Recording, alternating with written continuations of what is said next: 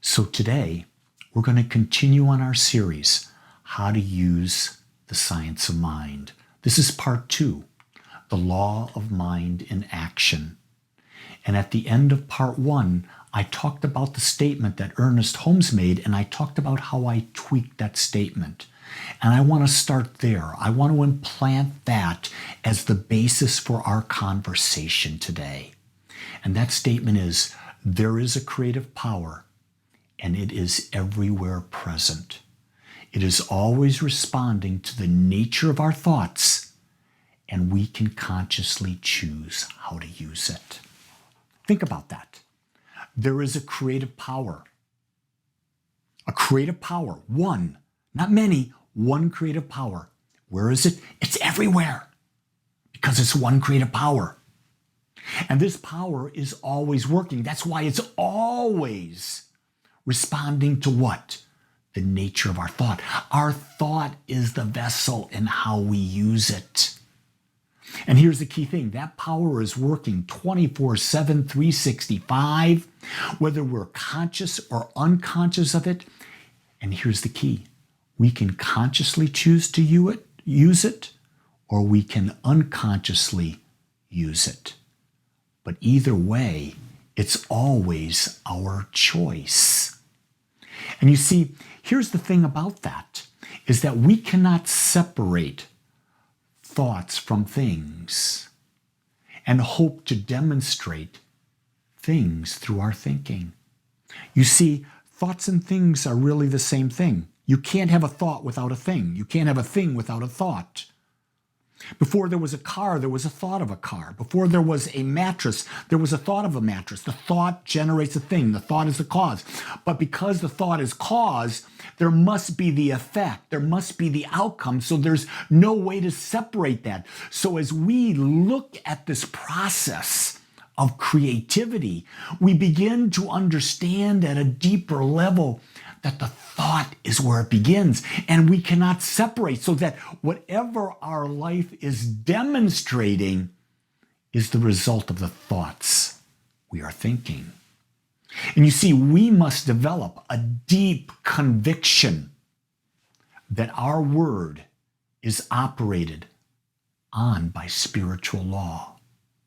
No matter what we are speaking, spiritual law hears. It's like Santa Claus. You can't hide from Santa Claus. Guess what? Santa Claus is not real. But this spiritual law that creates is, and it knows every thought that you and I think. Now, it doesn't just generate every thought. It generates the atmosphere, the thought atmosphere of our thoughts. Because God bless, if it generated every thought when we had it, our lives would be absolutely crazy. So it's about our thoughts create a frequency, and the frequency of our thought atmosphere, the frequency of our thought patterns draws unto us. So there, we've now brought in the element of time into the creative process. You see, a spiritual practitioner works with ideas. And what I'm going to tell you is that if you are listening to this and you're consciously using this creative power, you are a spiritual practitioner. So when I'm talking about a practitioner, I'm talking about you or anyone who is using this spiritual law to create.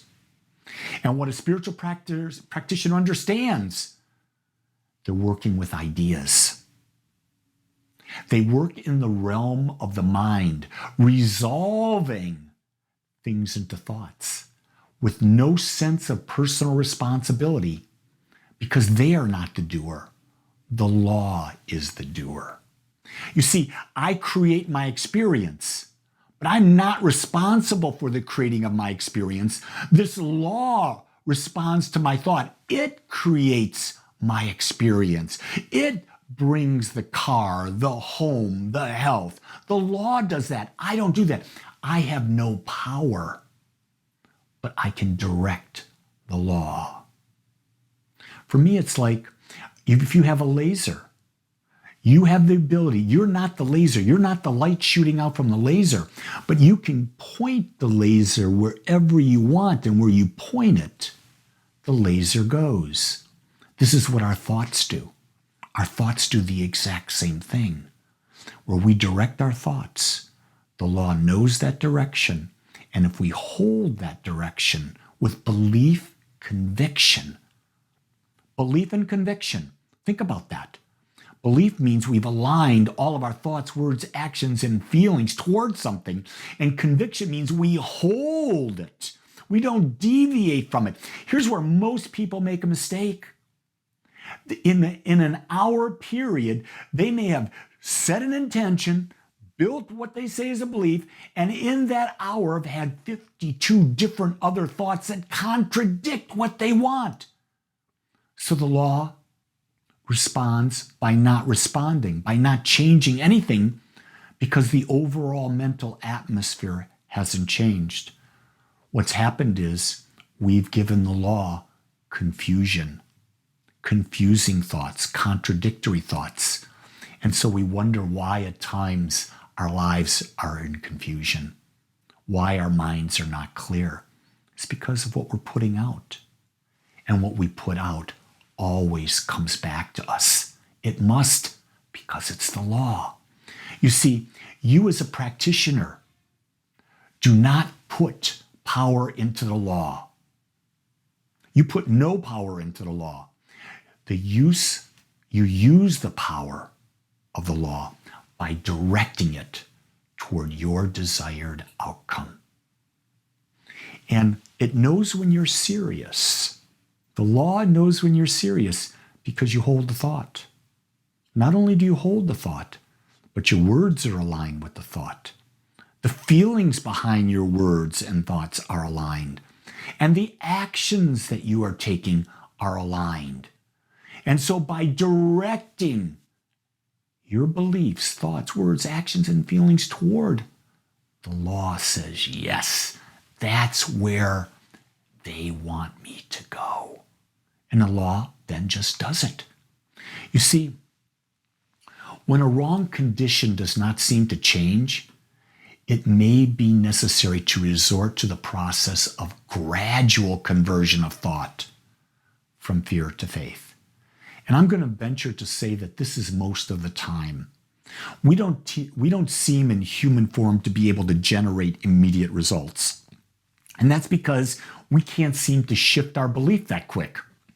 And so I've embodied the idea, and I think Ernest Holmes said this really clearly when he talked about prayer demonstrating. Ernest Holmes said there's a natural evolution in the demonstration of a prayer. What did he mean by that? There's a natural time in which it takes for that prayer to become answered, and that time is based on our ability to build a belief. In other words, our thoughts, words, actions, and feelings align toward a specific result, held persistently and consistently, consciously and unconsciously. Do you notice how I added the word and consciously and unconsciously? The reason I do that, what if you're consciously thinking a certain thought, but then when you're unconscious, you're thinking the contrary thought? They negate each other, don't they? And when they negate each other, nothing changes. And that's what happens to most people most of the time when they're trying to use the creative power. They don't realize that they may have unconscious thought patterns that are negating what they desire. And so the idea is, how do we build this conscious thought pattern into our unconscious thought pattern as well, so that both the conscious and the unconscious are aligned? You see, this is the process of building a new belief in the human mind.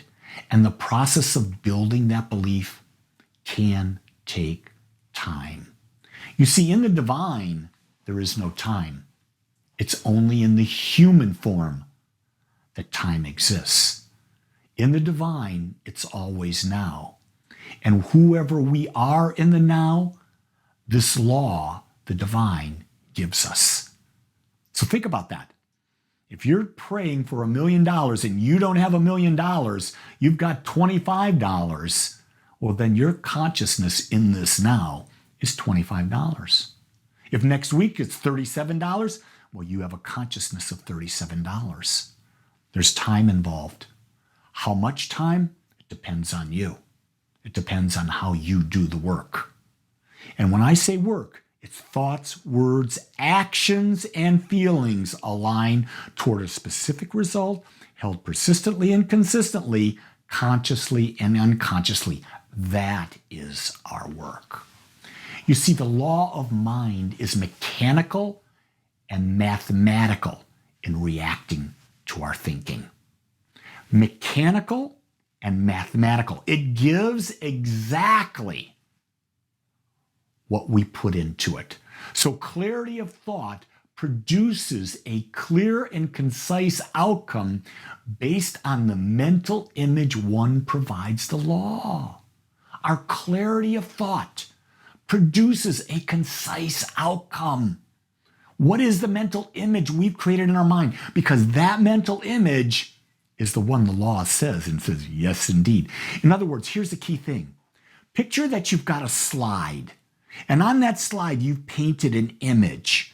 When you shine a light through that slide, it goes and it shows on the wall. Whatever's on the slide is what the light will show on the wall. That's the same thing with the law. What is the slide you're giving the law? When you're talking about a relationship, what characteristics of the relationship have you put on the slide?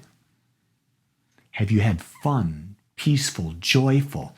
Have you had support? Have you had that it mutually serves, that it shows freedom, that each of you are free to do what you want? Does it show that you're attracted to each other? Does it show that you interact? Does it show that you explore? Does it show that you appreciate life? Does it show you share common values? Does it show? What is in your image? Because whatever's in your image will be the relationship you have. Our clarity in creating our vision determines what we get back. The law always mirrors back to us who we are. You see, and when a practitioner, you or I, we do prayer for someone else, we're endeavoring to bring into our consciousness a spiritual realization about the person we're seeking to help, to support. See, the faith we're building is not in me. I'm not building faith in me when I do treatment, but I'm building faith in the power of the law. And it is my faith in the law and the image that I'm putting out there causes the law to be used, as I would term, correctly. So if I'm treating for someone for clarity, what I'm treating for is that I see that person is clear. I see that divine wisdom is flowing through them, as I know divine wisdom is flowing through me, and that I am clear. Because I cannot treat for someone else to be clear if I'm not clear myself. So first off, I treat that I am clear. I know that right now infinite wisdom is guiding and directing Lee Wallach to the clarity of vision to see life with respect to money in a way where he is on target. He sees exactly what is going on. And as Lee sees this, he can know this for Charles and know that because Lee and Charles are one with God and that we're in the same infinite mind, that what I know for myself, I can know for Charles because what is true for me is true for Charles. And so he is clear on abundance and wealth and building prosperity. I know that because I know it for me. And what I know for me, the law will give for someone else. So here's a key thing. You can't want something for yourself and not want it for someone else, because we're all individualizations in the power of God, in the mind of God. We're all expressions of God. So if you believe you're abundant, you should want abundance for everyone else. If you want health, you should want health for everyone else. If you want peace, you should want peace for everyone else. Whoa, Lee, stop. I don't want to give peace to my ex. I want that SOB to be just miserable. No. If you want that SOB to be miserable, you're going to be miserable too. This is the power of the law. It gives you your consciousness. You see, we as practitioners must learn to believe that causes and conditions are identical. When treating for someone who is surrounded by confusion, we clear up the confusion in our own mind, and in doing so, the circumstances surrounding the one we are working with change. We've got to clear our mind. I can tell you this, I've been in the hospital where I've gone to visit someone who is struggling with health. And there was a time when I looked at that individual and I could not see health. I could not do my spiritual mind treatment. And what I did was I actually went into the next room to do my spiritual mind treatment so that I could see health. Because if I couldn't see health, I couldn't believe. If I couldn't believe, the law would know. That was a trick that the magnificent Reverend John Webster taught me. He was a master at working with people who were struggling with illness in the hospital. He says, you have got to see them as healed and whole. You cannot see them as sick in your mind. Because they may be sick in their mind, but in your mind, you have to see them as healed. Otherwise, prayer will not work. You see, the effective practitioner of this science knows the process of building a new belief, and in doing so will direct the law to produce a new outcome. You see, there is never anything outside of ourselves, ever. It's always within us. Anytime we want to change, it's always within us. So we come back in part 2 to where we started.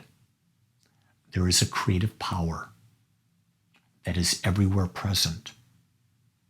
It is always responding to the nature of our thoughts, and we can consciously choose to use this power. I invite you today to begin using it for the greatest image that you can for yourself, and commit your life to being a conscious creator, a practitioner of the science of mind.